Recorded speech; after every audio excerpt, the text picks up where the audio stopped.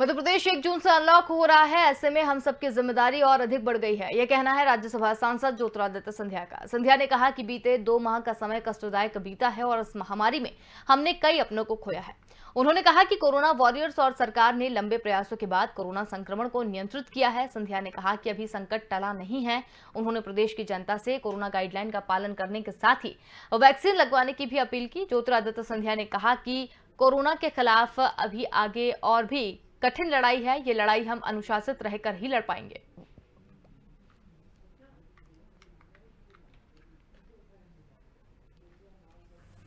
मध्य प्रदेश के मेरे सभी नागरिकों को मेरा नमस्कार। पिछले 2 माह से ज्यादा का समय हम सभी के लिए बेहद कष्टदायक और तकलीफ से बीता है। हम में से कईयों ने इस महामारी में अपनों को खोया है। मेरा सभी दिवंगत आत्माओं को हृदय की गहराइयों से मेरा नमन।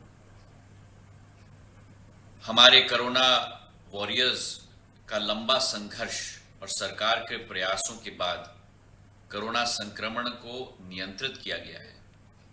सरकार पूर्ण रूप से तत्परता के साथ, तन्मयता के साथ इस युद्ध में जुटी हुई रही थी और एक एक जनसेवक, राजनीतिक और गैर राजनीतिक, दोनों ने तन मन के साथ इस वायरस का सामना करने के लिए अपना पूर्ण शक्ति झोंका है।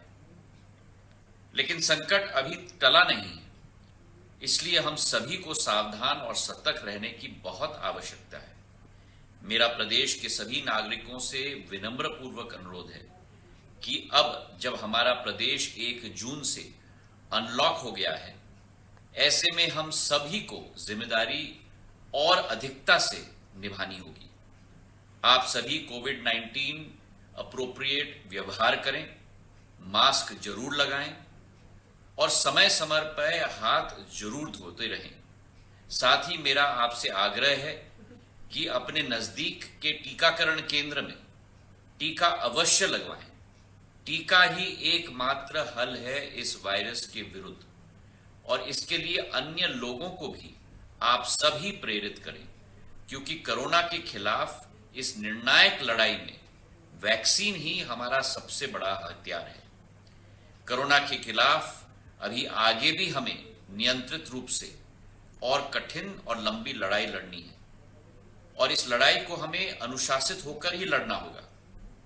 और इसलिए बेहतर है, मेरा आप सबसे एक फिर दोबारा अनुरोध मैं करना चाहूंगा कि अपने आप को और परिजनों को इस बीमारी से जरूर सुरक्षित रहें और स्वस्थ रहें और एक एक जन को टीकाकरण के लिए प्रेरित जरूर करें। बहुत बहुत धन्यवाद। जय हिंद।